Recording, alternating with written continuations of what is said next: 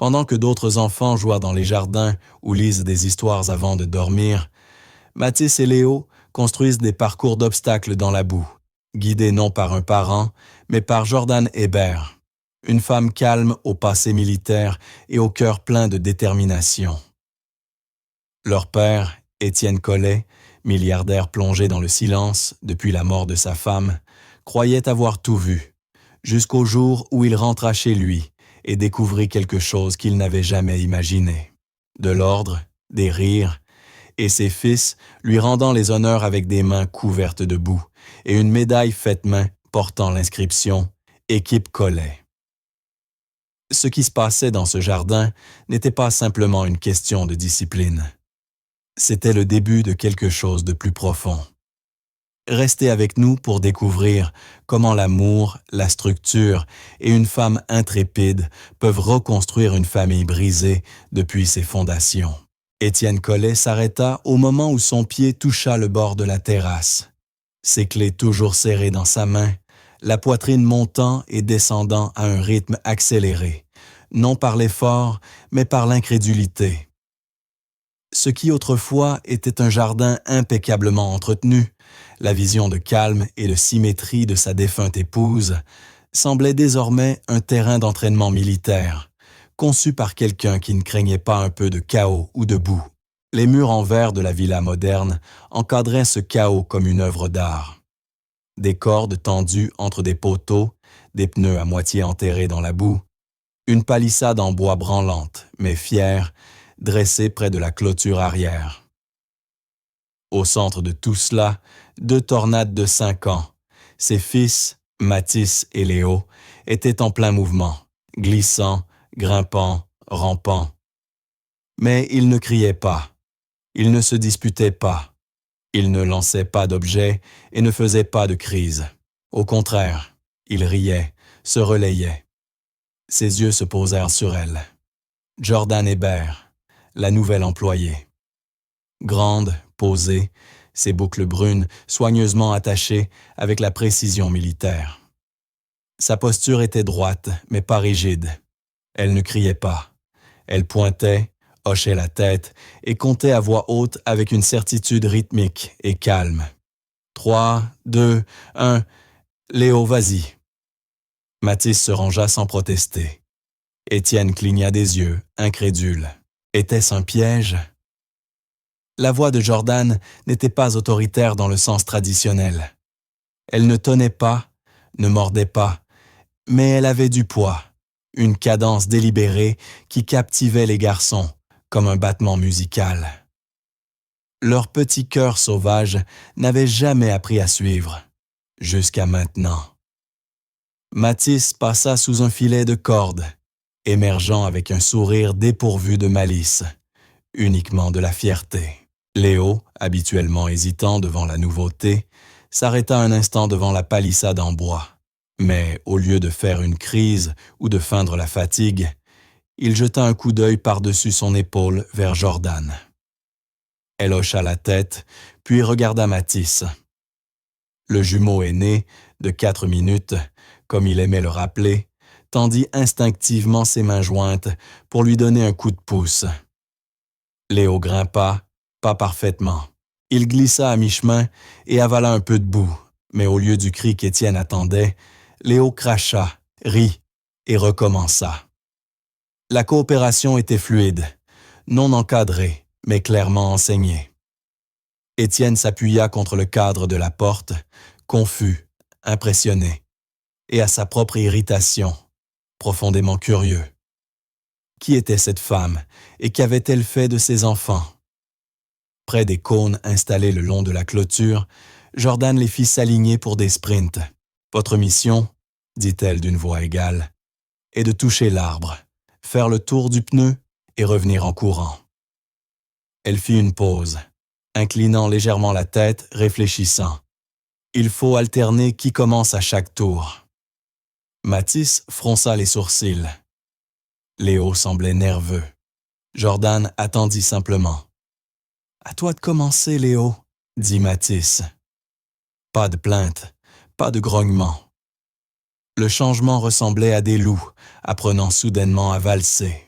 Les garçons s'élancèrent, bras et jambes agités dans l'herbe mouillée et les flaques peu profondes, des éclats de rire jaillissant comme des geysers autour du pneu. Jordan ne sourit pas largement. Il n'y avait pas besoin de jouer pour impressionner Étienne, mais quelque chose adoucit ses yeux alors qu'elle les observait. Étienne, toujours figé au bord de la terrasse, peinait à concilier ce qu'il voyait avec les innombrables rapports qu'il avait reçus l'année passée. Ils n'écoutent pas du tout. Ils se battent sans cesse. L'homme a mordu. Son estomac se serra. Était-il possible qu'il n'ait pas besoin de plus de règles, de punitions ou de thérapie? Peut-être qu'ils avaient simplement besoin de quelqu'un qui les voie, non comme des problèmes, mais comme une équipe attendant une mission. Lorsque les garçons atteignirent la fin de la dernière course, haletants et couverts de boue, Jordan donna une dernière instruction. Terminer en unité. Mathis n'hésita pas. Il se retourna et tendit la main. Léo la prit, leurs doigts bruns et glissants de terre. Ensemble, ils parcoururent la dernière distance, presque cérémonialement. Au centre du terrain, ils s'arrêtèrent, se tournèrent vers la terrasse, vers leur père, et se mirent au garde-à-vous. Puis, à l'unisson parfait, ils rendirent les honneurs. La bouche d'Étienne s'entr'ouvrit, les mots mourant sur sa langue. Les jumeaux gloussèrent, baissant le salut pour révéler un petit amas irrégulier d'argile séchée qu'ils tenaient entre eux. Une médaille, grossièrement façonnée et encore humide. Elle portait des lettres maladroites, gravées avec un bâton. Équipe Collet. Ils traversèrent la pelouse et la lui présentèrent comme si c'était de l'or. « On l'a fait !»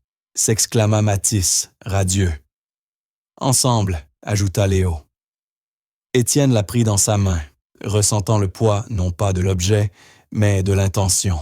Il ne savait que dire. Alors, il ne dit rien. Jordan resta en retrait, ses bottes couvertes de boue, les bras légèrement croisés comme si elle attendait un verdict qu'elle savait qu'il ne viendrait pas. Alors que le soleil descendait bas, inondant le jardin de nuances d'ambre et de bronze, les garçons se lavèrent sous le tuyau, sans qu'on leur dise. Puis se séchèrent, se changèrent et s'assirent à table, avant même que le repas ne soit servi. Étienne n'avait jamais vu cela se produire. Pas de menaces, pas de négociations, pas de pot de vin. Il observa depuis l'îlot de la cuisine, tenant toujours la médaille d'argile dans sa paume comme si elle pouvait disparaître s'il détournait le regard. Jordan se déplaçait dans l'espace avec calme et efficacité, mais avec une présence inébranlable. Les garçons l'appelaient maintenant « Madame », non pas avec sarcasme, mais comme si cela avait du sens. Étienne surprit Léo en train de lui lancer des regards curieux, les yeux grands ouverts. Mathis lui dit qu'elle devrait être la présidente de la maison. Jordan secoua la tête et corrigea la prise de fourchette du garçon. Cette nuit-là, après les avoir couchés, oui, c'est elle qui les mit au lit, Jordan remit à Étienne une fiche de notes. 3 mots écrits d'une encre noire nette. Rituel, but, appartenance. En dessous, une citation. Les enfants n'ont pas besoin d'ordre. Ils ont besoin de sentir qu'ils comptent à l'intérieur. Étienne plia la carte en 2 et la glissa dans la poche de sa veste, silencieusement. Plus tard dans la nuit, le silence dans la maison était différent. Pas fragile au point de se briser au moindre mouvement. Ce silence avait été gagné, reposant. Les jumeaux s'étaient endormis sans marchandage pour un temps d'écran supplémentaire, ni dispute pour savoir quel côté du lit était plus juste. Jordan s'était retiré dans sa chambre d'invité juste en face. Et Étienne s'attarda dans le couloir plus longtemps qu'il ne le fallait, écoutant la respiration rythmique de ses enfants. La journée avait commencé comme toutes celles depuis la mort de Laurence. Déconnectée, chaotique, chargée de culpabilité. Mais elle se terminait ici, avec l'argile séchant sur sa table de chevet et ses filles appelant quelqu'un maman par respect réel, non par peur. Ils ne savaient pas ce que demain ou le jour suivant apporterait. Mais pour la première fois depuis plus d'1 an, la nuit se clôtura sans porte claquée, voix élevée ou long silence rempli de jugement. Juste la paix obtenue à travers la boue, le travail d'équipe et une femme qui savait diriger sans crier. Étienne ferma doucement la porte de la chambre, tenant encore la médaille. Pour l'instant, cela suffisait. Le lendemain matin semblait trompeusement normal. Étienne versa son café, consulta son téléphone et essaya de ne pas trop réfléchir au calme provenant de l'autre pièce. Pas de cris, pas de pleurs, juste le murmure lointain de consignes douces et de coopération. Il marcha lentement vers la cuisine, incertain de ce qu'il allait trouver. Là, Jordan se tenait près du tableau blanc qu'elle avait récupéré d'un coin oublié du garage, maintenant fraîchement installé à hauteur d'enfant. Elle ne donnait pas d'ordre. Au lieu de cela, elle guida la main de Mathis sur un gros marqueur, tandis qu'il écrivait son nom sous 3 mots nets et soulignés « Sécurité, respect, équipe ». Les lettres étaient de travers, certaines inversées, mais elles rayonnaient de fierté.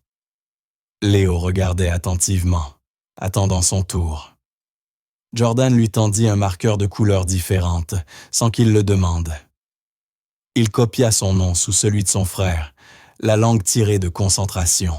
Pas de dessins animés, pas de tableaux avec des étoiles ou des punitions. Juste 3 valeurs écrites, clairement comme une déclaration de mission griffonnée au crayon.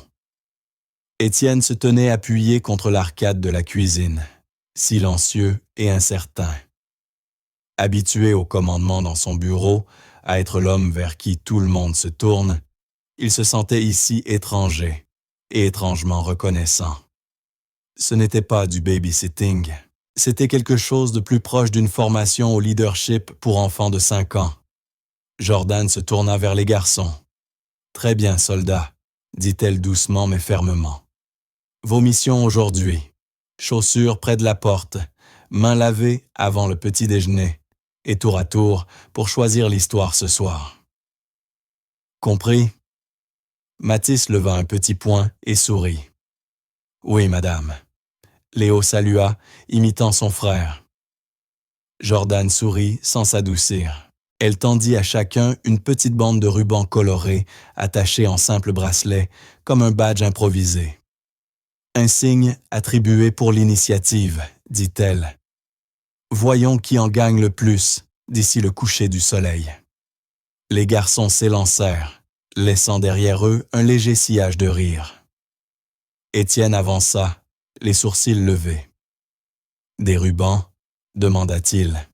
« Ils répondent au symbole, » dit Jordan en posant encore quelques rubans sur le comptoir. « Ils veulent appartenir à quelque chose. Alors je leur ai donné quelque chose qui vaut la peine d'y appartenir. » Étienne hocha lentement la tête, incertain de ce qui l'impressionnait le plus, son efficacité ou le peu d'explications qu'elle avait donné. Elle ne parlait pas comme une nourrice. Elle parlait comme quelqu'un qui avait commandé des personnes sous pression et qui savait ce qui les brisait et ce qui les reconstruisait.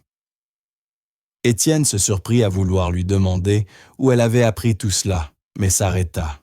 La réponse se lisait probablement dans sa manière de se tenir. Après le petit déjeuner, les garçons accomplissaient à les nouvelles attentes, comme s'il s'agissait de vraies missions dans un jeu. Ils rangèrent leurs chaussures, vérifièrent la boue, ce qu'Étienne trouva symboliquement amusant, et se lavèrent les mains sans protester. Quand Léo termina le premier, Mathis commença à se précipiter, mais s'arrêta. Jordan observait sans intervenir. À la place, elle regarda Mathis directement et tapota son poignet là où se trouvait son propre bracelet d'insigne. Mathis comprit le signal, fit un pas en arrière et fit un geste vers son frère. « À ton tour, » dit-il, sans amertume. Jordan hocha subtilement la tête. Pas d'applaudissements, pas de parade de louanges, juste une reconnaissance. clair et réel.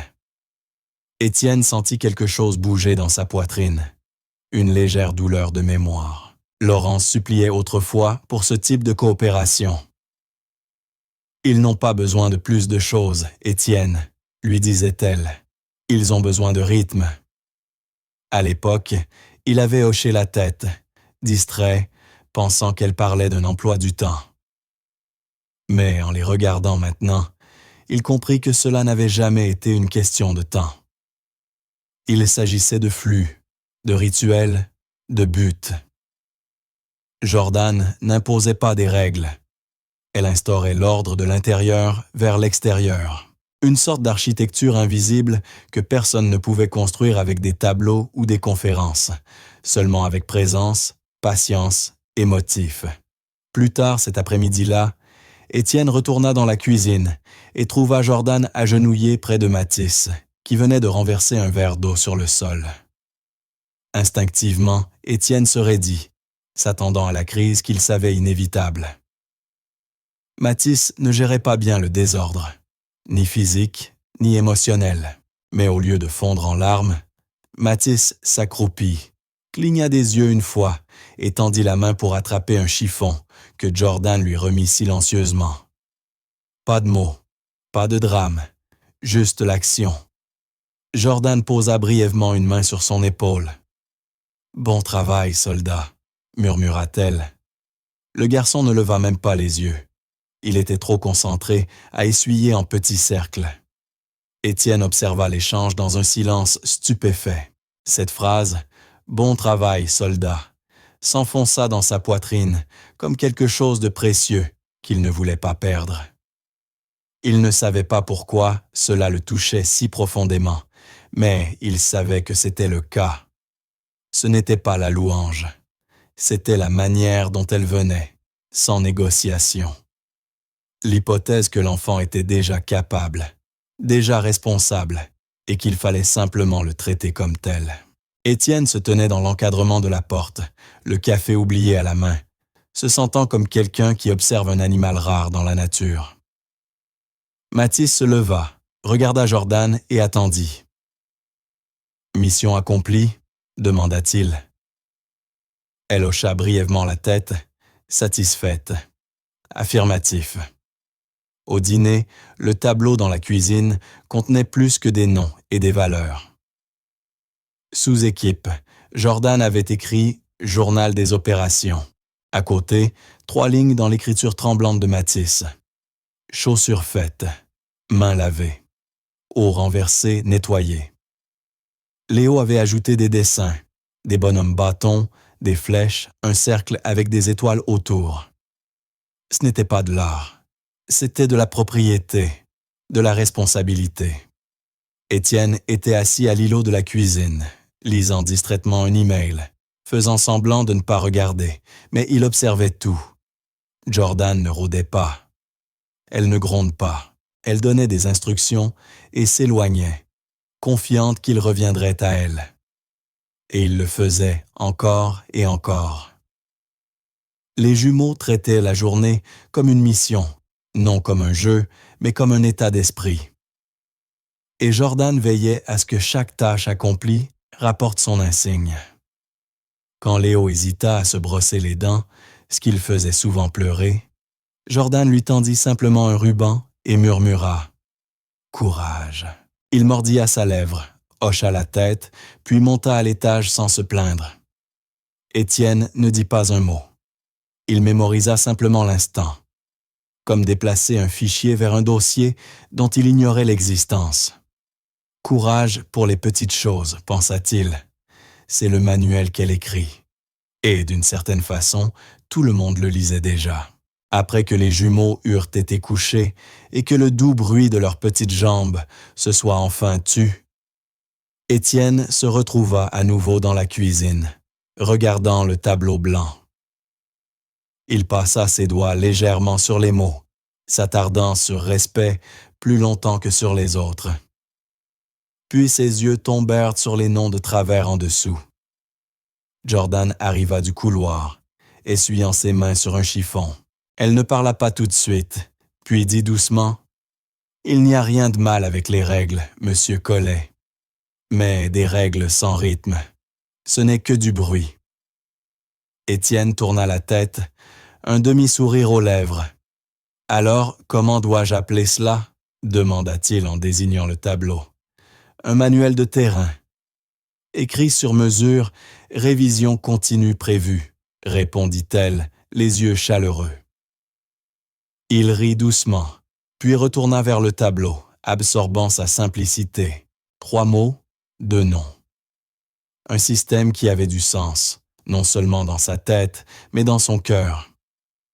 Lorsque Matisse avait renversé l'eau, il n'avait pas paniqué. Lorsque Léo attendait son tour, ce n'était pas pour des applaudissements. Ce n'étaient pas des miracles. Ce furent les premières notes d'un nouveau rythme. Étienne ferma les yeux un instant, gravant la phrase dans sa mémoire.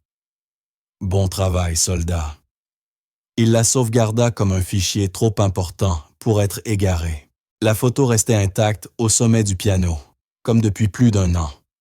Son cadre argenté captait juste assez la lumière pour rappeler à chacun sa présence, sans pour autant inviter à s'en approcher.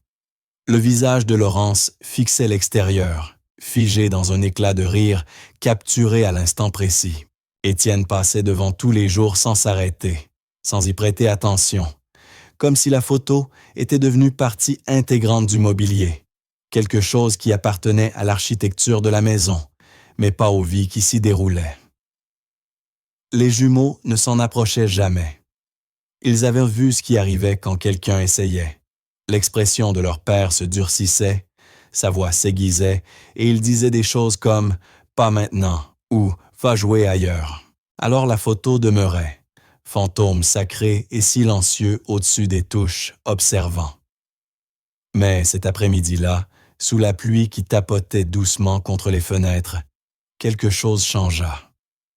Léo, errant en fredonnant pour lui-même, grimpa sur le banc du piano et tendit une main curieuse. Ses doigts touchèrent doucement le cadre, juste assez pour le faire bouger, assez pour faire grincer légèrement le verre dans son encadrement. Le son perça le silence comme un fil trop tendu. Étienne leva les yeux de son ordinateur portable et se figea. Il se tenait à mi-chemin entre le salon et le piano, les yeux fixés sur son fils, les lèvres entr'ouvertes pour parler, sans avoir décidé si ce serait un ordre ou une demande. Matisse, de l'autre côté de la pièce, avait aussi remarqué la scène, mais ne bougea pas. Léo gardait la main sur la photo, le regard non pas sur son père, mais sur le visage de sa mère. Puis doucement, Jordan entra. Elle ne parla pas immédiatement. Elle s'agenouilla près du banc, de la même façon qu'elle aurait fait pour Matisse lors d'une crise, calme et posée, mais ancrée. Elle regarda la photo, puis Léo. « Que ressens-tu quand tu la vois ?» demanda-t-elle, à peine au-dessus d'un murmure. Léo ne répondit pas par des mots. Ses épaules se levèrent légèrement, puis retombèrent. Il se pencha lentement jusqu'à poser son front doucement contre le couvercle fermé du piano. Il ne pleura pas, ne trembla pas, il laissa simplement son corps parler. Jordan ne se précipita pas. Elle attendit, laissant le moment exister.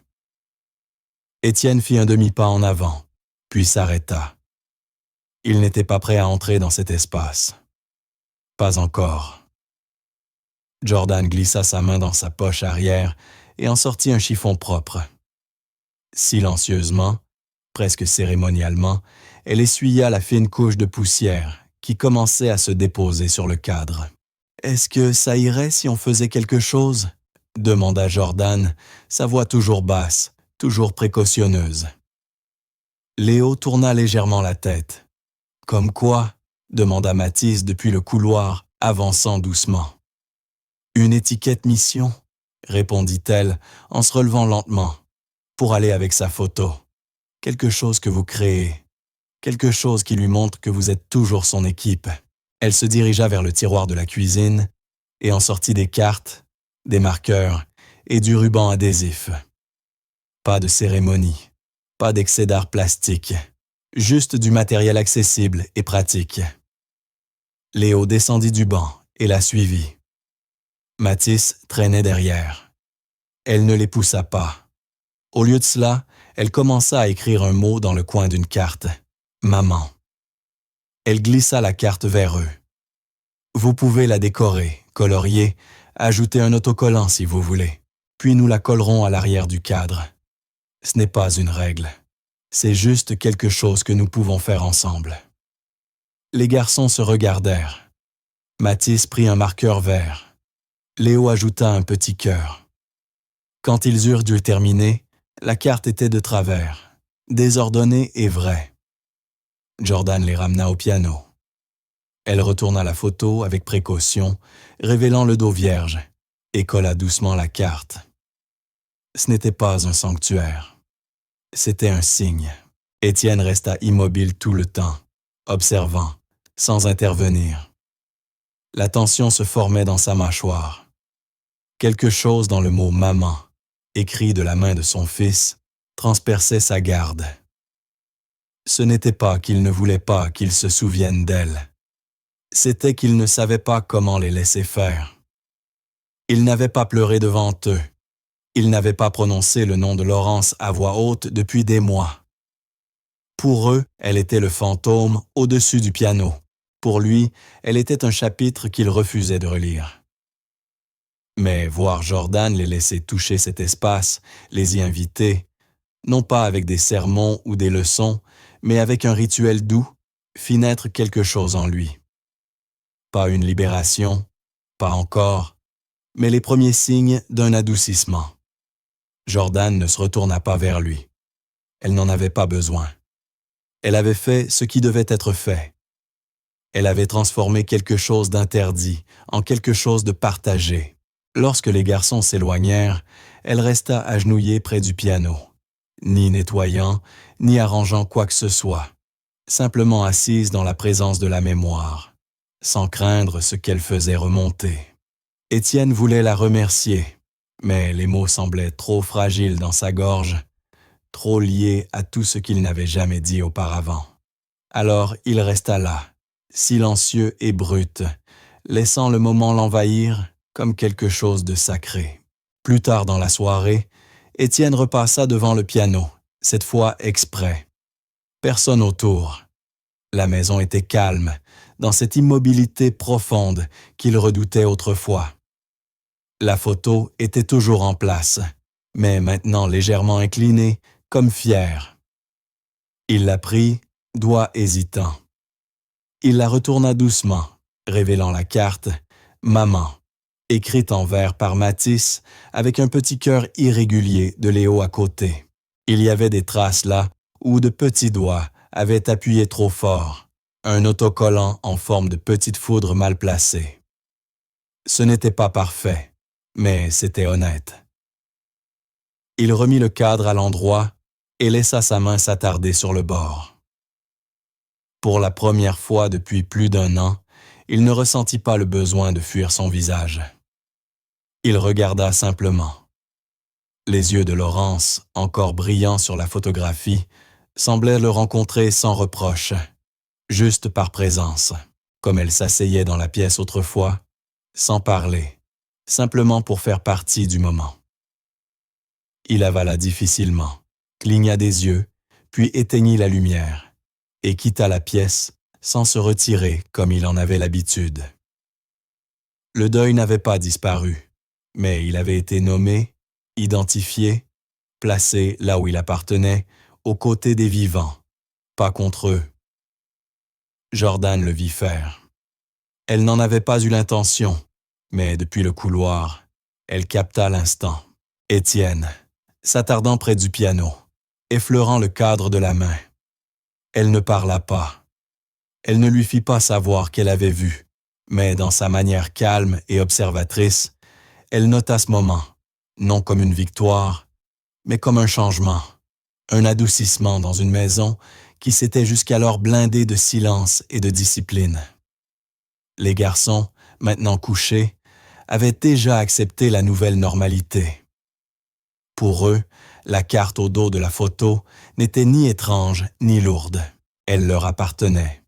Elle disait, « Elle fait partie de nous. » Pour autant, Jordan resta un long moment debout, la main posée contre le mur du couloir, les yeux fixés sur le coin du piano, à peine visible depuis sa position. La discipline, pensa-t-elle, ne consistait pas seulement en routine et récompense. Elle concernait aussi l'espace. Le courage de laisser les choses être touchées, la force de laisser la mémoire vivre. Alors qu'elle s'éloignait, elle expira doucement. Pas un soulagement, mais une détermination.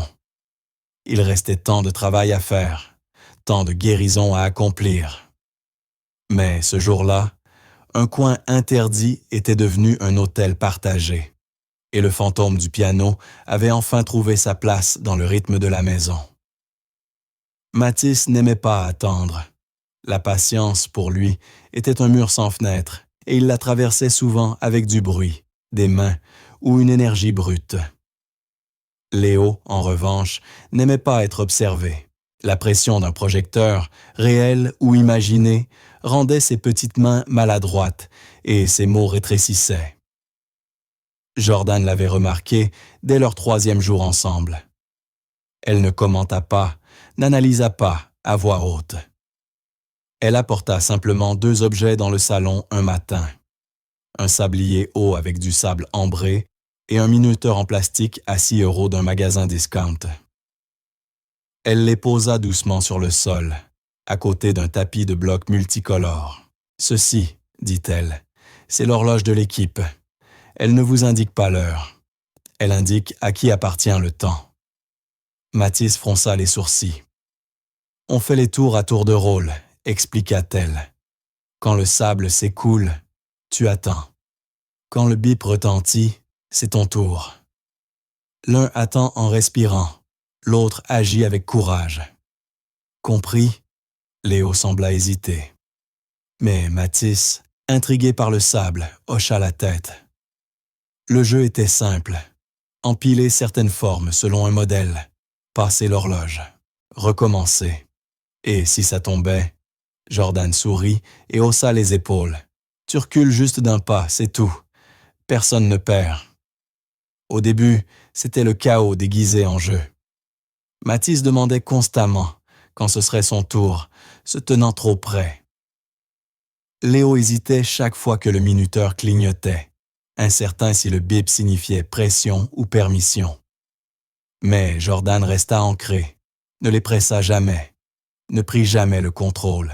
Elle tenait simplement le sablier stable, le retournant parfois avec un petit hochement de tête qui disait « Oui, c'est dur, continue quand même ». Il ne s'agissait pas de construire des tours. Il s'agissait de réguler les mouvements, les sentiments, le rythme. Elle ne récompensait pas le succès avec des bonbons ou des applaudissements. Elle distribuait des bracelets en feutre avec de petites velcro, chacun portant un mot, attendant, essayant, aidant. Ce n'était ni autocollant, ni étoile. Ils étaient apportés comme un honneur.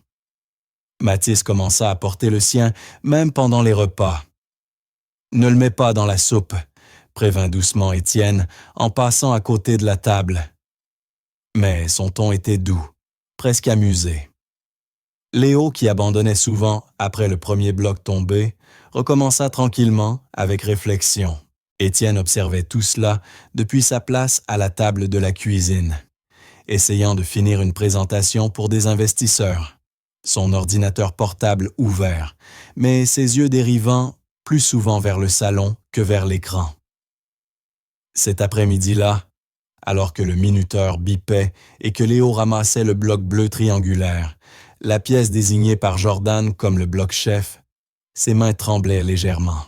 Il regarda le motif dessiné sur la carte devant lui, puis Mathis, qui lui fit un haussement d'épaule et un pouce levé. Jordan ne dit pas un mot. Elle posa simplement sa main sur le sablier alors que le dernier grain de sable s'écoulait et attendit. Léo essaya. Le bloc glissa une fois. Il ajusta et à la 2e tentative, il s'emboîta parfaitement à sa place. Jordan laissa échapper un petit oui silencieux. Mais Léo ne la regarda pas. Ses yeux se portèrent vers la cuisine. Étienne faisait encore semblant de taper sur son ordinateur, mais à ce moment-là, il leva les yeux. Père et fils échangèrent un regard fugace. Léo ne sourit pas. Il attendit simplement. Étienne, incertain de la manière de réagir, fit la seule chose qui semblait juste. Il leva la main et fit un petit pouce levé, ferme. Le visage de Léo s'illumina, pas de façon exagérée, juste un doux flot de satisfaction, comme si sa poitrine s'était remplie d'air. Jordan tourna légèrement la tête vers Étienne. Elle ne dit pas merci, mais ses yeux disaient tout. Ce geste, petit et précis, était le pont qu'ils attendaient à tous. Plus tard dans la nuit, quand les garçons étaient à l'étage en train de se préparer pour le coucher, Jordan resta en bas pour ranger les jouets et nettoyer la table. Étienne resta à sa place, son ordinateur portable désormais fermé et intact pendant près d'une demi-heure. Il attendait, murmurant doucement, plus pour lui-même que pour elle. Jordan leva les yeux, hochant la tête. « Je crois que tu regardais », ajouta-t-elle. C'est ça qui est difficile pour eux, de savoir que quelqu'un sera encore là, même quand ce n'est pas leur tour. Étienne se frotta la nuque. Ils bougeaient tout le temps. Je pensais que si je leur donnais tout, ils se calmeraient. Jouets, espace, temps. Le temps n'est un cadeau que si l'on sait quoi en faire, dit Jordan. Elle ne donnait pas de leçons. Elle ne conseillait même pas. Elle énonçait juste une vérité qui tombait comme un poids doux. Étienne ne répondit pas.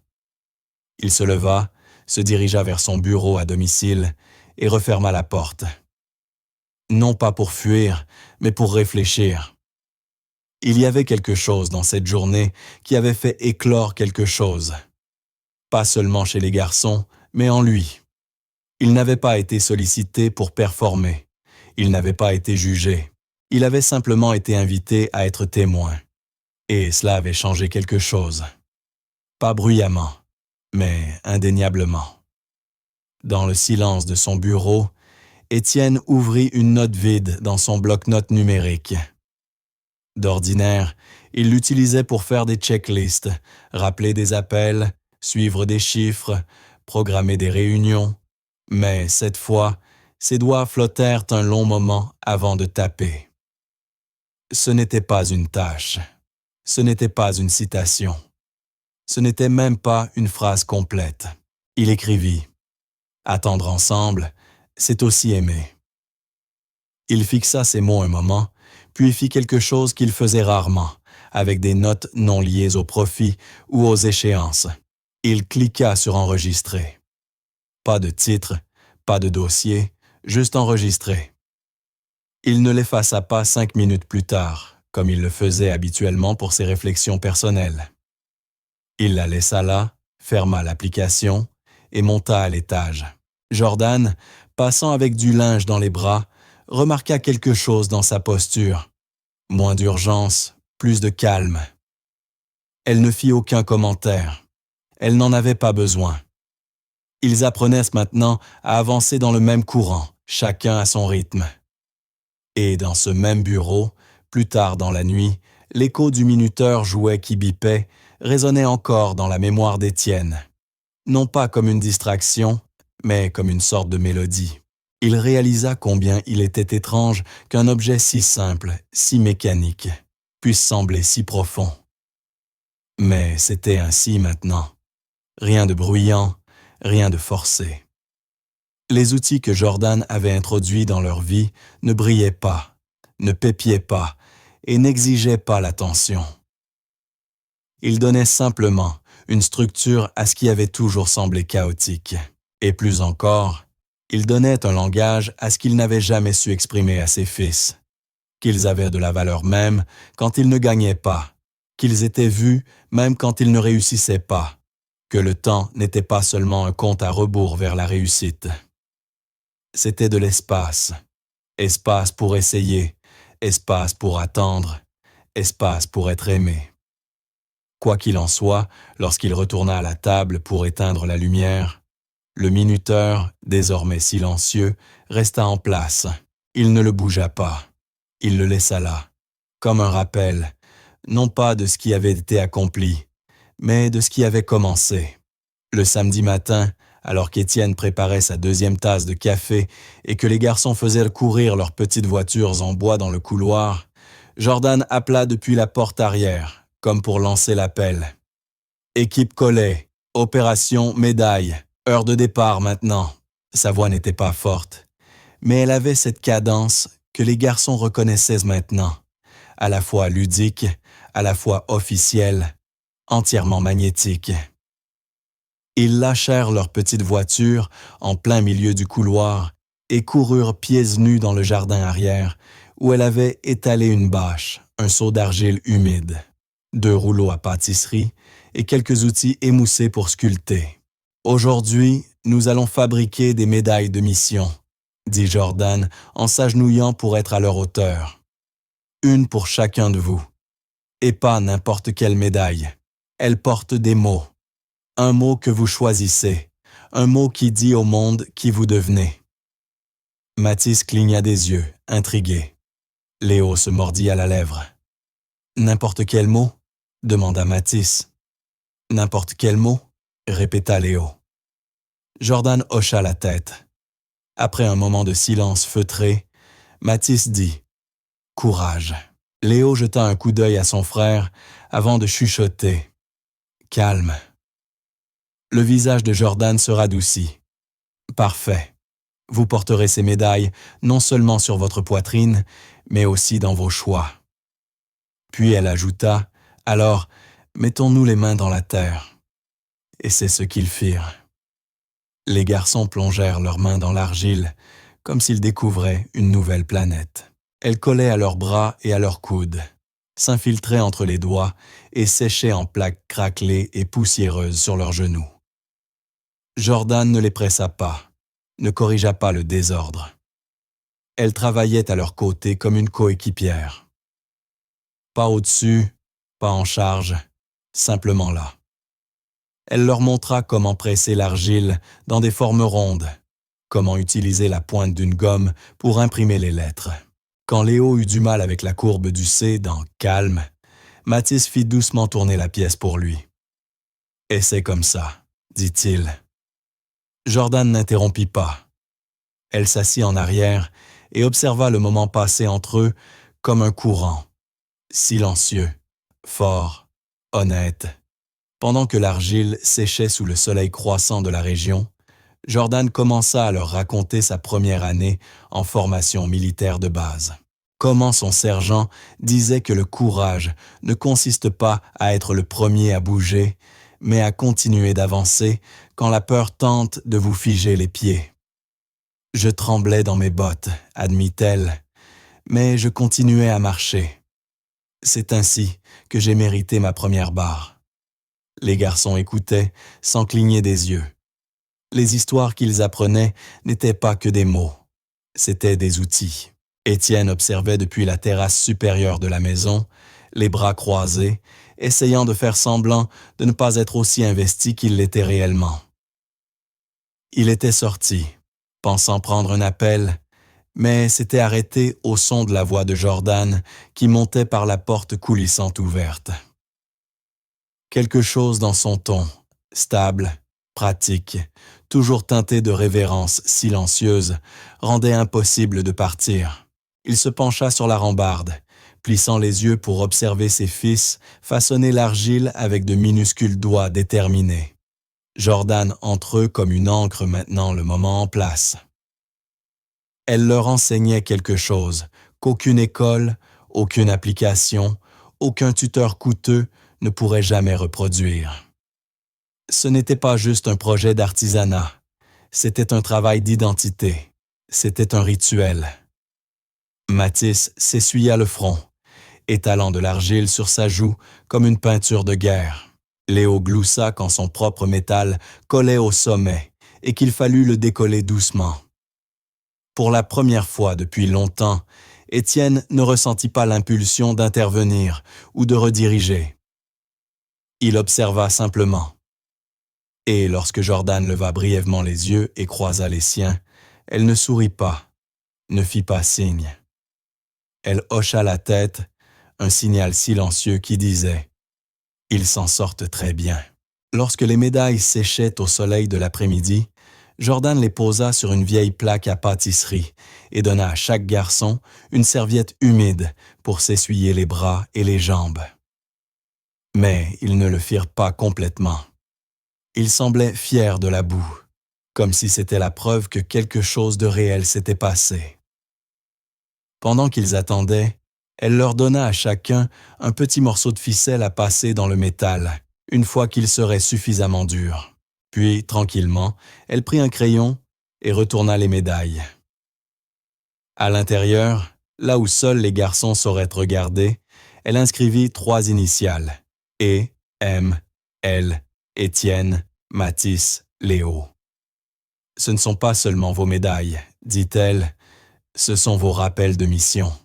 Vous n'êtes pas seuls, vous êtes une équipe, même quand vous vous disputez, même quand l'un de vous se trompe. » Léo se pencha pour essayer de lire les lettres.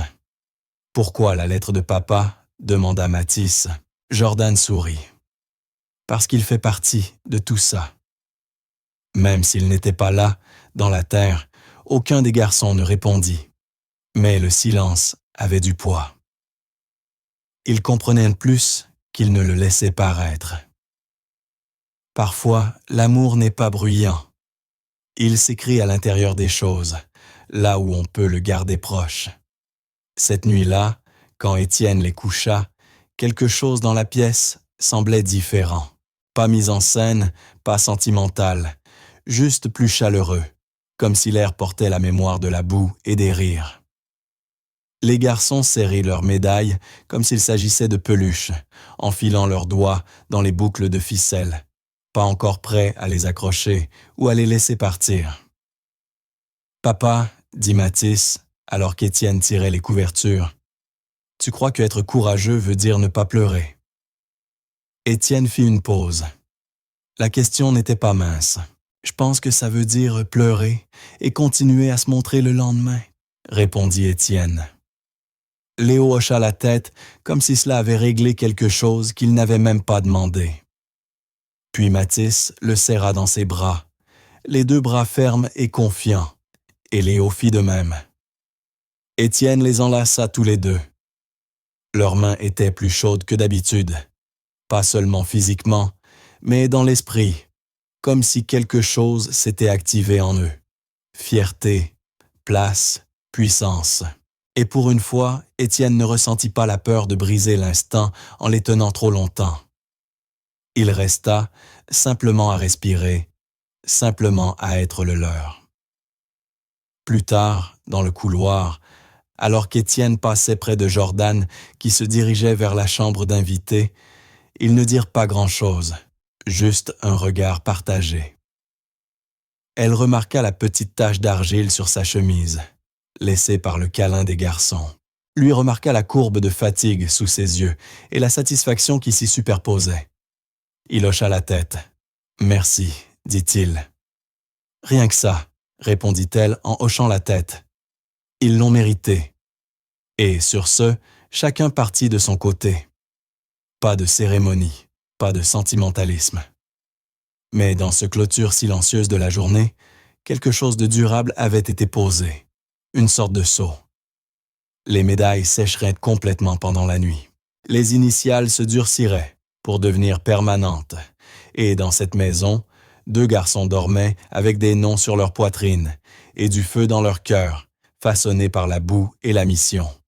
Quand Étienne ferma les yeux plus tard, il pensa à ces lettres, E-M-L. Et pour la première fois depuis longtemps, il ne se sentit pas celui qui se tenait à l'écart. Il se sentit partie de l'équipe. La première vraie crise n'était pas arrivée avec des cris ou le chaos. Elle était venue avec une poussée, un petit moment aigu. Mathis, frustré par une voiture que Léo refusait de partager, poussa son frère assez fort pour le faire reculer. Il y eut une seconde de silence stupéfait, comme si le monde avait retenu son souffle. Puis Léo poussa un cri aigu et en colère, non seulement à cause de la chute, mais de la piqûre de la trahison. Il se rua sur Mathis, poing serré, prêt à riposter. La maison, qui avait semblé un refuge sûr pendant des semaines, sembla soudain fragile à nouveau. Étienne entendit le cri depuis le couloir de l'étage et se précipita instinctivement, des souvenirs des jours sombres se resserrant dans sa poitrine, les pas rapides. Mais Jordan était déjà là. Elle se plaça entre les garçons, sans dureté, sans crier, simplement avec ses bottes plantées au milieu et une main levée. « Respirez, dit-elle, la voix basse et posée. Mathis trembla, le visage de Léo rougit par les larmes chaudes. « Maintenant, ajouta-t-elle, ferme comme la pierre, mission, reconstruire. » Ce n'était pas une punition, c'était une redirection. Elle ne chercha pas à blâmer. Elle tendit la main vers les outils. Sans attendre la permission, Jordan se dirigea calmement vers le placard du couloir et en sortit une petite boîte usée qu'elle gardait derrière les produits de nettoyage. Elle y avait inscrit au marqueur « Reconnaissance et réparation », les lettres légèrement estompées par l'usage. À l'intérieur, des bouts de tissu, du ruban adhésif, des morceaux de bois, de la colle Elma et une loupe en plastique ébréchée. Elle la posa sur la table comme si c'était sacré. « Nous réparons le pont », annonça-t-elle. Léo cligna des yeux. Mathis renifla. « Quel pont ?» demanda Mathis. Jordan indiqua le train-jouet sur le tapis, dont l'un des bras de suspension s'était cassé plus tôt dans la semaine. « Celui-là, mais pas seulement le bois, la partie entre vous deux, ça s'est aussi cassé. Et vous allez tous les deux aider à le réparer. » Les garçons hésitèrent. Jordan ne les pressa pas. Elle s'assit simplement, déboucha la colle et tendit à Mathis un morceau de chiffon. « Quand nous cassons quelque chose, dit-elle, nous ne partons pas. Nous reconstruisons ensemble. » Lentement, Mathis s'avança. Léo le suivit, s'essuyant le visage avec le revers de sa manche. Ils s'agenouillèrent à ses côtés et le travail commença. Pas à la hâte, pas parfait, mais intentionnel. À mesure que leurs mains bougeaient, l'air entre eux s'adoucissait. Mathis déchira de petites bandes de ruban adhésif, tandis que Léo pressait les poutres. Quand la colle déborda sur les côtés, ils ne se plaignirent pas. Ils essuyaient simplement avec le chiffon, se le passant. Il ne s'agissait pas seulement du pont. Jordan ne dit jamais que c'était suffisant, mais chaque mouvement portait du sens. « Tu sais ce que signifie « steady », Léo » demanda-t-elle en lui tendant le pinceau. Il leva les yeux, hochant lentement la tête. « Ça veut dire que tu ne trembles pas, juste parce que quelque chose craque. » Léo se concentra davantage. Puis Jordan se tourna vers Mathis. « Et courage, ça veut dire pardon avant que quelqu'un d'autre le fasse. » Mathis détourna le regard, puis le reposa sur Léo. « Je suis désolé de t'avoir poussé. » Léo hocha la tête, les yeux toujours rivés sur le pont. « Ça va, dit-il. Juste ne recommence pas. » Jordan ne leur dit pas que c'était suffisant. Elle laissa le moment leur parler. Pas d'applaudissements, pas de leçons, juste le langage silencieux de la responsabilité par l'action. Quand la dernière pièce fut en place, Mathis et Léo s'assirent tous les deux et fixèrent leur travail, non seulement le pont reconstruit, mais l'un l'autre. Et quand leurs têtes se heurtèrent légèrement en se penchant pour l'examiner, aucun ne se retira. Étienne était arrivé au bord du salon à ce moment-là. Il avait vu la poussée. Il avait entendu le cri. Son corps s'était tendu avec des réflexes qu'il détestait. Des souvenirs de Lorraine élevant la voix, de portes claquées, de lui intervenant trop tard, trop fort, trop brisé. Il était descendu prêt à réparer à l'ancienne. Force, ordre, retrait. Mais alors, il s'arrêta. Pas figé, mais immobile. Il regarda Jordan se déplacer tranquillement à travers le chaos, non pas avec domination, mais avec direction. Il n'y avait aucune peur en elle, seulement la concentration. Elle ne demanda pas aux garçons ce qu'ils avaient fait de mal. Elle demanda ce qu'ils allaient en faire ensuite. Et ils suivirent, non par obéissance, mais par confiance. Étienne resta là, le souffle suspendu dans sa poitrine, le fantôme de sa propre voix résonnant dans son esprit. Ne pleure pas, sois fort, sois silencieux, sois meilleur. Mais aucun de ces mots n'était présent ici. Ce qui existait maintenant était douceur sans faiblesse, conséquence sans punition, réparation sans honte. Et quand le pont fut terminé et que les garçons rapprochèrent leur tête, quelque chose se bloqua dans la gorge d'Étienne. Il se détourna avant qu'il ne le voie. Plus tard, après le dîner, alors que les garçons jouaient avec leur train maintenant fonctionnel, et que la tension s'était depuis longtemps dissoute en rire, Étienne remarqua quelque chose sur la table de la cuisine. Un petit carré de papier écrit de la main reconnaissable de Jordan, nette et précise. Elle n'avait rien dit. Elle n'annonçait jamais ces choses, mais il était là. Le conflit est du matériel d'entraînement, pas de la honte. Pas de signature, pas d'ornement, juste ça. Étienne resta longtemps, tenant la note, la relisant encore et encore. Ce n'était pas seulement pour les garçons, c'était pour lui aussi. Il pensa à combien de fois il avait traité le conflit comme une faille dans l'armure du foyer, quelque chose à couvrir, supprimer ou taire. Mais Jordan le voyait comme un travail musculaire faisant partie de la mission. Il plia la note soigneusement, lentement, et la glissa dans son portefeuille. Juste derrière la photo de Lorraine, il conservait toujours celle où elle souriait largement à la plage. Mathis dans ses bras et Léo blotti contre sa poitrine. Le lendemain matin, le pont réparé était encore debout. La colle avait séché, le ruban tenait fermement, et Mathis et Léo accueillirent Jordan à la porte, sans aucune trace de la dispute de la veille.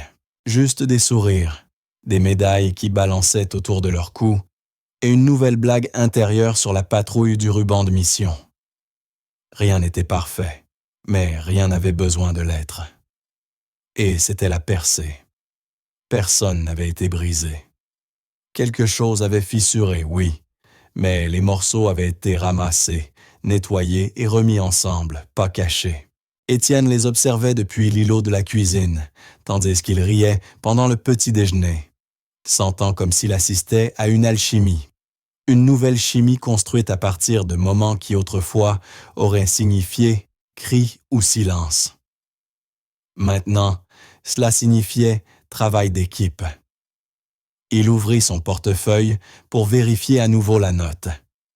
Elle était toujours là, comme un plan, pas un matériau de honte. Cette phrase résonnait en lui comme une vérité qu'il attendait depuis des années pour croire. Et pour la première fois depuis longtemps, il y croyait. Le couloir de l'école sentait les craies et la moquette ancienne. Mais Étienne le remarqua à peine. Il était trop occupé à redresser ses manches, se remettre en question et souhaitait être ailleurs. Ces garçons n'avaient que 5 ans, et pourtant le voilà, convoqué pour une réunion comme un parent de délinquant. Mathis et Léo s'assirent à côté de lui sur le long banc à l'extérieur de la classe, les jambes balançant en rythmes opposés. Ils n'avaient pas peur. Ils ne comprenaient pas la gravité. Mais Étienne le savait. La dernière note de Madame Whitmore avait été polie, mais ferme. Plusieurs incidents de poussées, cris et perturbations générales en classe. Il n'avait pas dit à Jordan immédiatement. Une partie de lui était embarrassée. Une autre partie supposait que ce n'était que plus de la même chose, le même comportement qui avait fait partir toute une série de nounous. Mais Jordan avait remarqué sa tension ce matin-là et lui avait demandé directement « Problème à l'école ?» Et quand il hocha la tête, elle dit sans même cligner des yeux, « Je viens avec toi. » Et maintenant, les voilà, assis devant Madame Whitmore, qui semblait fatiguée, mais pas méchante. Elle les salua, croisa les mains sur une pile de notes et commença une liste d'infractions, comme si elle l'avait lue des dizaines de fois auparavant. Jordan ne bougea pas.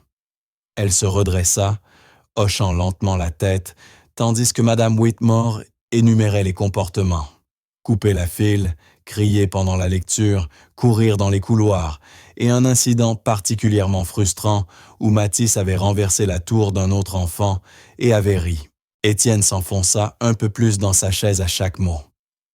La culpabilité lui comprimait la poitrine, comme une chemise trop serrée. Il ouvrit la bouche pour parler, peut-être pour s'excuser, peut-être pour dire qu'ils y travaillaient. Mais Jordan posa doucement une main sur la table, calme, stable et claire. « Puis-je partager quelque chose ?» demanda-t-elle. Madame Whitmore hésita, puis hocha la tête. Jordan sortit son téléphone et ouvrit une galerie de photos. Le camp d'entraînement dans la boue, le parcours d'obstacles. Mathis aidant Léo par-dessus le petit mur, Léo attendant Mathis au bout des cônes. Elle expliqua, sans se vanter, le système de cadence qu'ils avaient développé à la maison.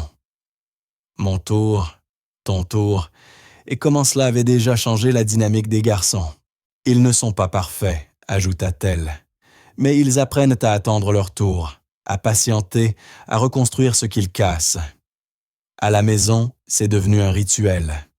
Il nous faut juste trouver un moyen de transposer ça ici. Madame Whitmore se pencha, vraiment intriguée. Jordan plaça 3 petites cartes sur la table, chacune dessinée à la main par Mathis et Léo. L'une représentait un chronomètre de dessin animé étiqueté Mission Timer. Une autre, une étoile dorée avec les mots « Capitaine de la semaine ». La dernière disait « Respect, garantie » avec un R griffonné à l'envers. « Je voudrais suggérer quelque chose de simple, » dit Jordan.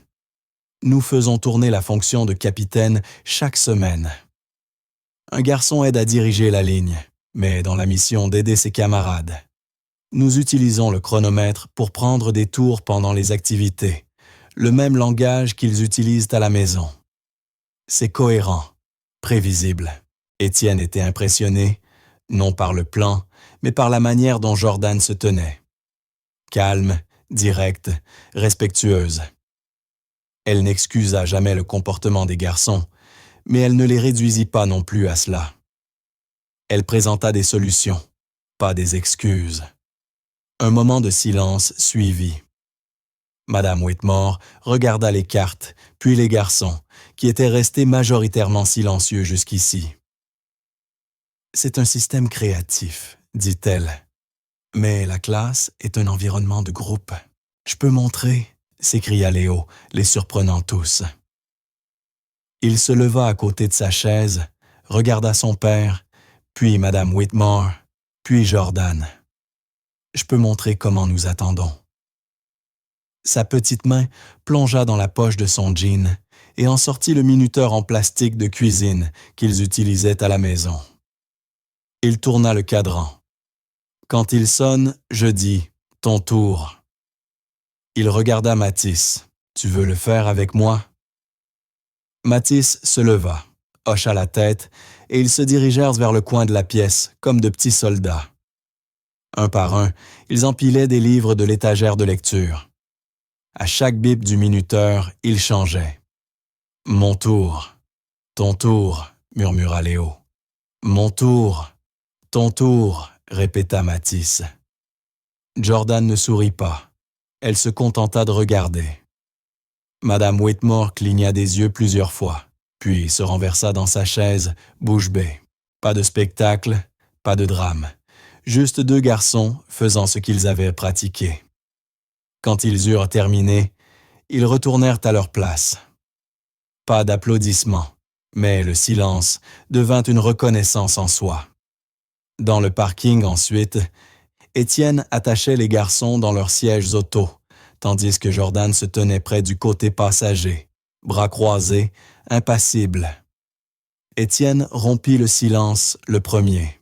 « Merci, dit-il, se tournant vers elle. Je ne savais pas comment réparer la situation.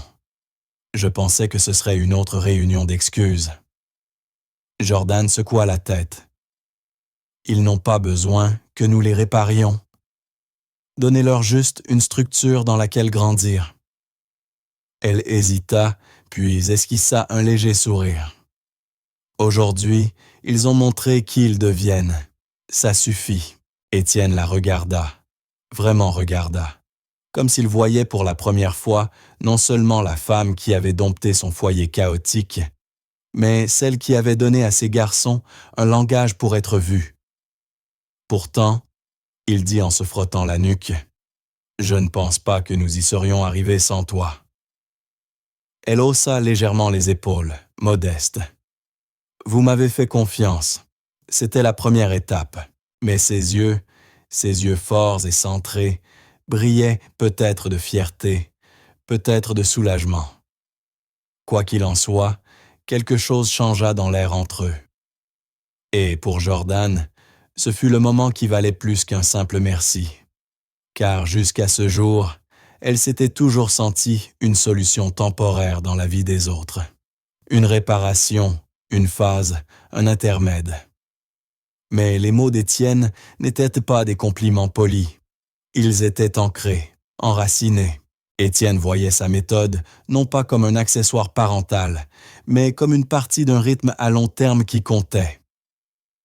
Alors que la voiture quittait le parking et que les garçons se lancèrent dans un débat animé pour savoir qui serait capitaine de la semaine en premier, Jordan restait assise tranquillement, écoutant non pas leur dispute, mais le rythme de la confiance en train de se former. Étienne la regarda une fois et leurs yeux se croisèrent dans le miroir. Rien de plus n'avait besoin d'être dit. Et pour la première fois depuis qu'elle était entrée dans cette maison de verre à Austin, Jordan se permit de croire que sa mission ici était réelle et que quelqu'un croyait enfin en son commandement.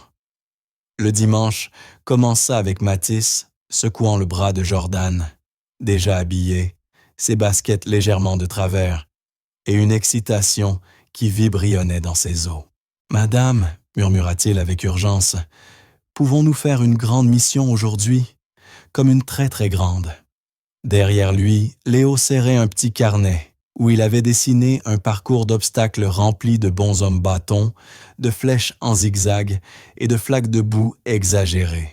Jordan cligna des yeux pour chasser la fatigue et se redressa lentement. « Une mission très, très grande, hein ?» dit-elle d'une voix encore grave de sommeil. « Très bien, cadet. Faisons-en la plus grande jusqu'à présent. » Les garçons éclatèrent dans un cri de joie, avec des coups de poing, avant de sprint jusqu'au jardin. En moins d'une heure, elle avait transformé à nouveau la cour, cette fois avec des craies, des cordes à sauter, du contreplaqué et de vieilles planches pour créer un circuit de style bootcamp bien plus ambitieux. Ramper sous des cordes, sauter à travers des pneus et franchir un petit mur. Et au centre, une longue planche en bois traversant une épaisse boue gluante. Jordan l'appelait le pont de la confiance. Mathis et Léo le regardaient avec émerveillement, murmurant des plans sur comment le traverser.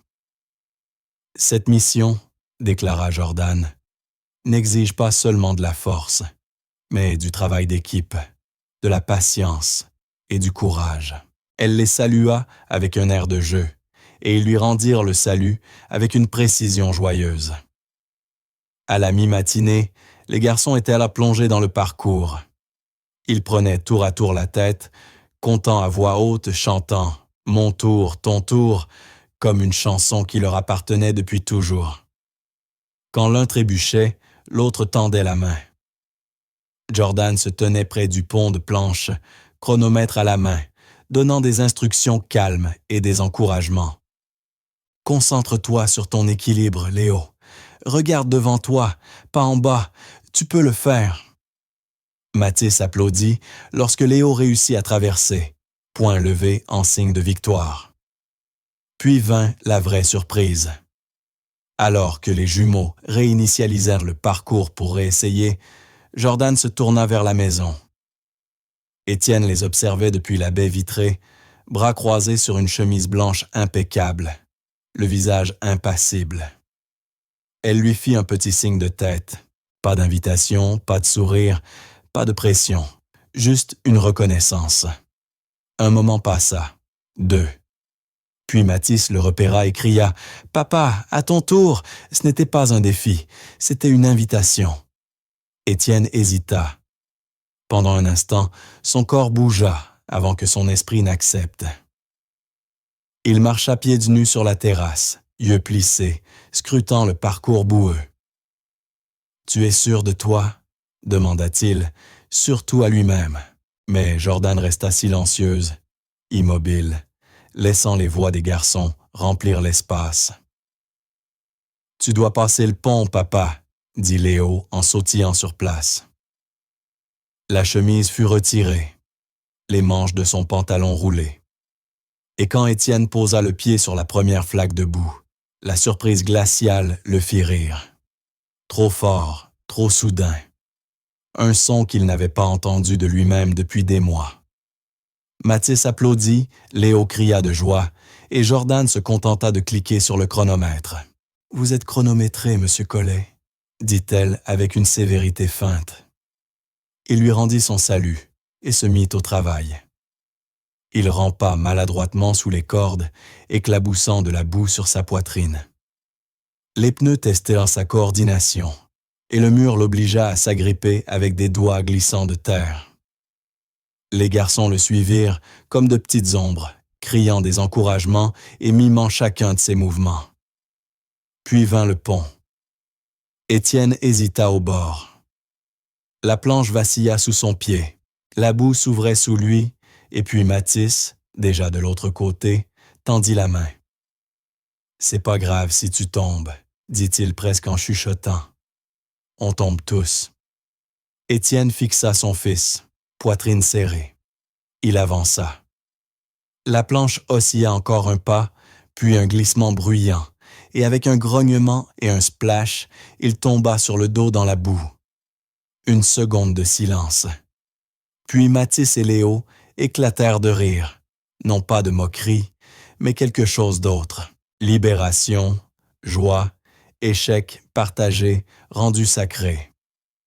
Étienne se releva, trempé, s'essuyant la boue du visage avec ses mains nues, riant jusqu'à ce que son ventre fasse mal. Les garçons se jetèrent à côté de lui dans la boue, l'étreignant dans un câlin de groupe qui étala encore plus de crasse sur sa poitrine et son cou. Jordan se tenait juste au-delà du pont, bras derrière le dos, un petit sourire aux lèvres. « Mission accomplie », dit-elle simplement, et Étienne, essoufflé et humble, la regarda avec un nouveau type de respect. Ce n'était pas juste un jeu, c'était de la formation. C'était la confiance reconstruite dans la boue et le rire. Étienne comprenait maintenant ce que les garçons avaient appris. Pas seulement la discipline, mais la liberté dans les limites. La permission d'essayer, de tomber et d'être rattrapé. Et d'une certaine façon, il l'apprenait lui aussi. Lorsque les trois se levèrent enfin, trempés et épuisés, Étienne aperçut son reflet dans la porte vitrée. Torse nu, couvert de boue, cheveux collés, sourire béat. Il ne ressemblait pas à l'homme qui s'était enfermé dans ses emails et dans le silence. Il ressemblait à quelqu'un qui s'était souvenu de quelque chose d'important. Comment être père, pas à distance, mais dans la boue où se font les souvenirs. Les garçons le flanquaient comme des soldats victorieux. Tim Collet, dit Mathis, tenant un trophée imaginaire. « Papa gagne la médaille debout », ajouta Léo, et ils saluèrent tous les deux. Jordan s'avança, maintenant solennel. « Le respect ne vient pas d'être impeccable, » dit-elle d'une voix douce. « Il vient de s'impliquer, de rester présent et de se montrer. » Étienne hocha la tête, la gorge serrée. Pour la première fois, il avait l'impression d'être vraiment chez lui, Et tandis qu'ils rentraient tous dans la maison, leurs empreintes boueuses laissaient derrière elles des marques de bataille de joie. Étienne jeta un dernier regard au pont de planches. Il sécherait. La boue serait lavée. Mais le moment, lui, ne disparaîtrait pas. Il avait mis les pieds dedans à contre-cœur, maladroitement, pleinement. Et cela, plus que n'importe quelle ligne droite ou distance prudente, avait tout changé. Les garçons ne suivaient plus seulement des ordres. Ils suivaient un père qui osait se mettre à genoux, tomber et se relever à leur côté. Et pour Étienne, cette chute avait été la chose la plus honnête qu'il ait faite depuis des années. Le calme après la tempête ne dura pas longtemps.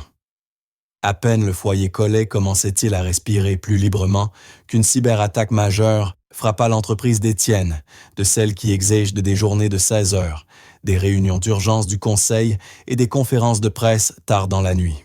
Les premiers jours, Étienne essaya de tout gérer depuis son bureau à la maison, jetant un œil au garçon pendant le déjeuner, mais bientôt il ne descendit plus du tout. Jordan le remarqua immédiatement. Mathis commença à ignorer ses tâches matinales. Léo cessa d'attendre son tour et éclatait en larmes de frustration pour de petites erreurs. Les rituels qu'ils avaient mis tant de temps à construire, bracelets, missions, points de contrôle, commencèrent à se défaire comme un fil lâche qu'on ne pouvait attraper. Mais Jordan ne paniqua pas. Elle ne les culpabilisa pas. Et elle ne demanda pas plus à Étienne qu'il ne pouvait donner. Elle serra simplement la corde. Des interventions plus courtes, des rythmes plus rapides, plus de contact.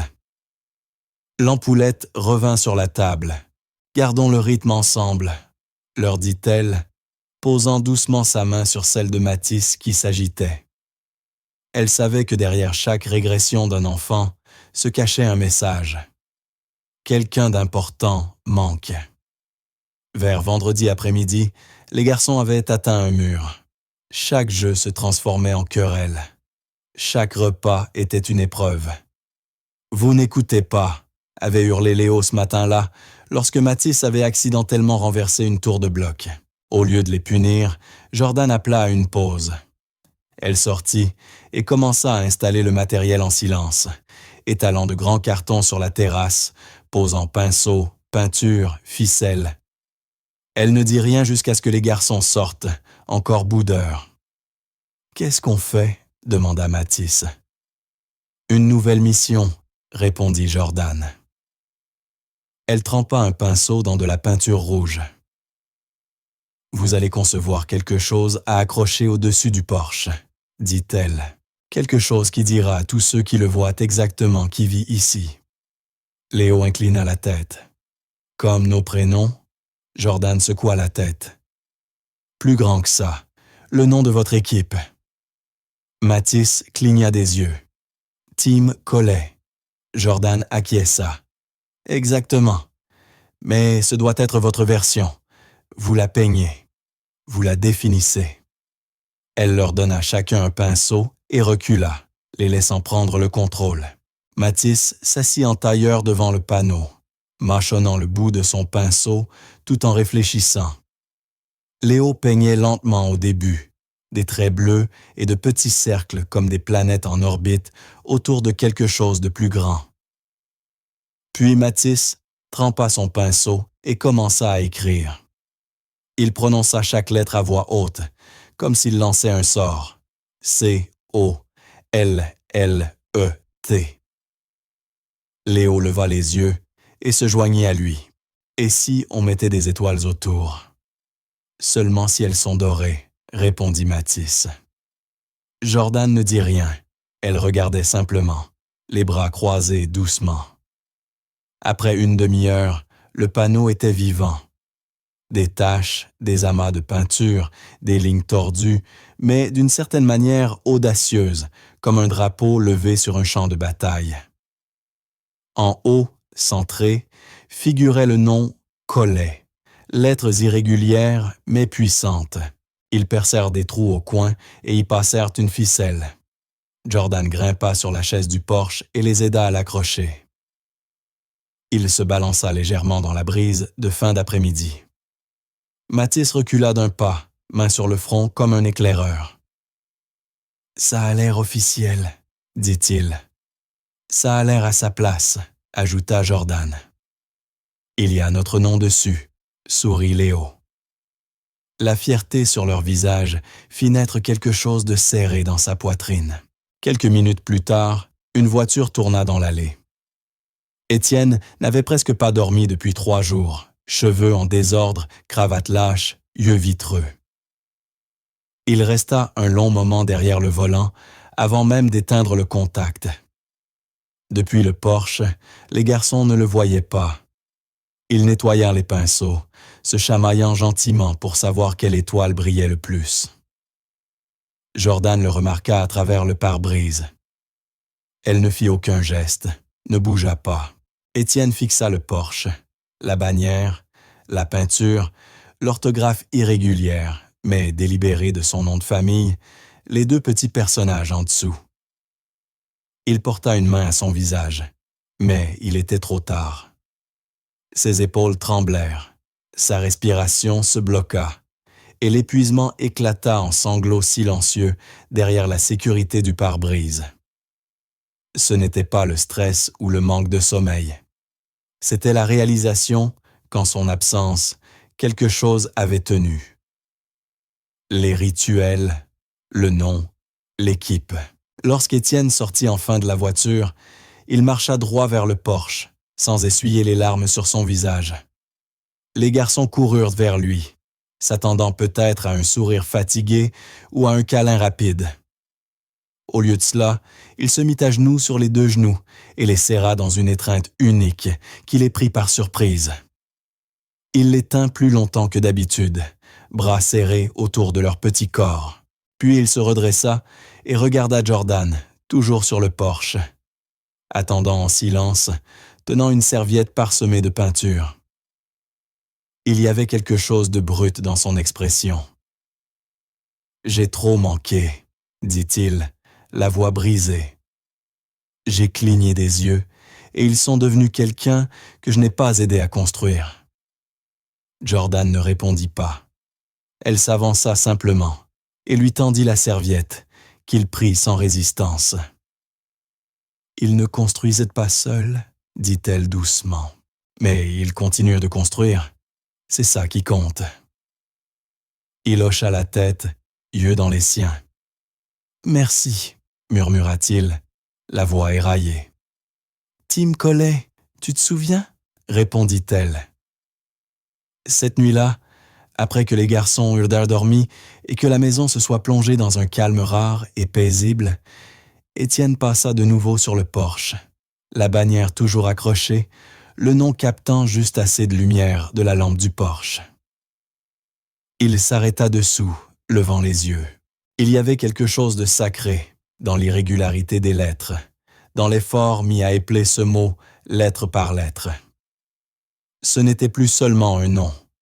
C'était une déclaration, une bannière d'appartenance, de résilience, de la famille qu'il devenait lentement. Il leva une main et traça l'air sous chaque lettre. Puis, sans trop y réfléchir, il se retourna, entra dans la maison et traversa le couloir. Jordan était au comptoir de la cuisine, écrivant quelque chose dans son carnet. Elle leva les yeux. Étienne ne dit rien. Il s'approcha simplement et la serra dans ses bras sans avertissement, sans prétention. Elle ne demanda pas pourquoi. Elle n'en avait pas besoin. Elle rendit simplement l'étreinte, bras fermes autour de lui, le recentrant. Parce que le pardon, avait-elle appris, n'était pas un moment, c'était une pratique. Et chaque fois qu'ils revenaient, ils devenaient tous les 2 meilleurs à cela.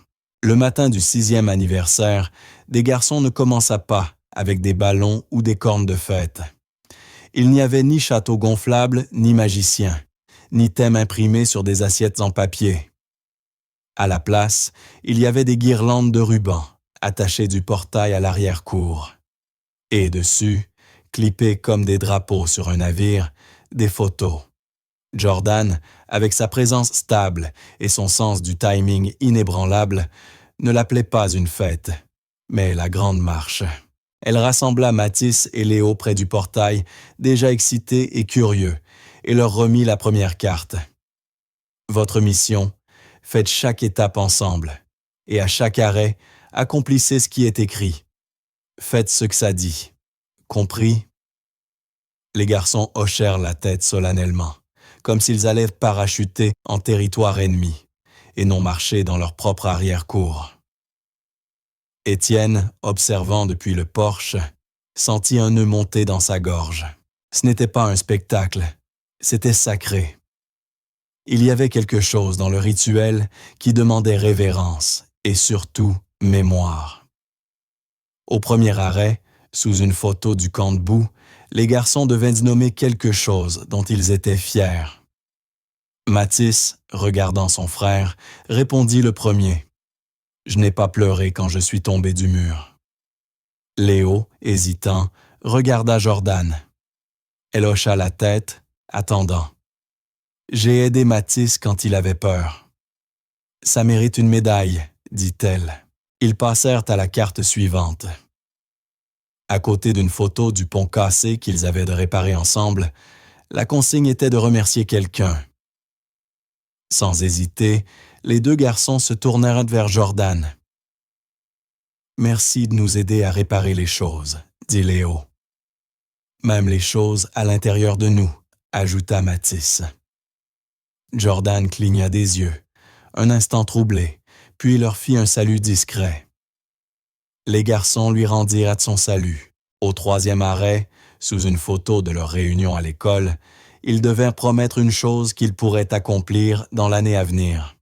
« Je promets d'écouter mieux, » dit Mathis. « Je promets d'attendre mon tour, » ajouta Léo. Quand ils atteignirent enfin la cour, leurs pas étaient plus ancrés, plus intentionnels. Chaque tâche était petite, mais aucune n'était légère. Au centre de l'arrière-cour se trouvait une table en bois qui n'était pas là la veille. Dessus reposaient les 2 médailles en argile que Jordan les avait aidés à façonner quelques semaines auparavant, maintenant polies et suspendues à des rubans bleu marine. Entre elles, un carnet. Sa couverture d'un cobalt profond déjà usé sur les bords. Sur la première page, écrit de la main de Jordan, 3 mots, rituel, but, appartenance. Étienne resta quelques pas en arrière, incertain s'il devait s'approcher, comme si la table était un autel qu'il n'était pas prêt à toucher. Mais Mathis le vit et se retourna. « Papa, » appela-t-il, « viens ici, c'est ton tour maintenant. » Quelque chose dans sa manière de le dire, non pas comme une invitation, mais comme une attente, fit avancer Étienne. Il s'avança, prit le stylo posé à côté du carnet et jeta un coup d'œil à Jordan. Elle ne sourit pas. Elle resta simplement immobile, laissant le moment prendre son propre poids. Étienne regarda la page. Sa main hésita. Puis il écrivit lentement et clairement. Étienne Mathis Léo. Il contempla les noms un long instant, puis ajouta 2 autres mots en dessous. En lettres imprimées stables. Tim Collet. Un souffle qu'il n'avait pas réalisé retenir s'échappa de sa poitrine. Il referma doucement le carnet, et lorsqu'il leva la tête, les garçons le saluaient à nouveau, non pas parce qu'ils devaient le faire, mais parce que cela avait du sens. Derrière eux, Jordan laissa échapper le rire de quelqu'un qui avait contenu plus d'une émotion. Les garçons se jetèrent immédiatement sur elle, l'enlaçant des 2 côtés, la déséquilibrant presque. « Wow, ce n'était pas le protocole !» rit-elle, sur le point de tomber alors qu'il la serrait de fort. Étienne les regardait, le cœur à la fois brisé et réparé dans le même instant. Puis, avec de la boue sur sa chemise, d'un pas maladroit et de rire, secouant encore ses épaules, Étienne fit quelque chose qu'il n'avait pas fait depuis des mois, non par politesse ni nécessité, mais par certitude. Il tendit sa main à Jordan. « Reste, dit-il. » Un seul mot, mais il contenait tout. Pas un ordre, pas une mission, un engagement, un lieu. Jordan regarda sa main, puis son visage. Il n'y avait aucune mise en scène chez lui. Juste un homme qui était descendu de sa tour et se tenait enfin sur un pied d'égalité. Elle tendit la main et serra la sienne, ferme, familière. « Je n'allais nulle part, » répondit-elle. Mais même ainsi, cela voulait tout dire qu'il ait demandé. Derrière eux, les garçons crièrent pour une photo d'équipe, et Jordan se retourna pour voir Mathis tenant l'appareil en mode selfie, déjà en train de décompter. Elle rit de nouveau, pleinement, librement. Cette photo, un jour, trônerait sur le porche. 4 personnes, épaule contre épaule, couvertes de poussière de la journée, sous la bannière sur laquelle était écrit « Collet », lettre peinte par des enfants. Elle n'aurait pas besoin de hashtag, de filtre ou de légende. Ce qu'ils avaient reconstruit ne pouvait se résumer. Ils avaient fait une maison, non pas avec des briques, mais avec des moments cousus ensemble, avec intention. Pas une famille parfaite, mais une vraie, façonnée non seulement par le sang, mais par la patience, le leadership, le rire et le choix. Et dans cette arrière-cour, sous le poids d'un carnet bleu et de 2 médailles pressées à la main, ils scellèrent un type de serment qui survit aux anniversaires, dépasse les contrats et redéfinit silencieusement le foyer. Quelle leçon cette histoire vous a-t-elle apporté? Laissez vos impressions dans les commentaires. Nous aimons vraiment lire ce que chacun retire de ces moments. Si vous avez ressenti quelque chose de spécial en regardant cette vidéo, n'oubliez pas de vous abonner à notre chaîne et de liker la vidéo. Des histoires comme celle-ci prennent plus d'1 semaine à être élaborées avec soin. Et votre soutien nous aide vraiment à continuer d'en créer. Merci d'être ici et on se retrouve dans la prochaine vidéo.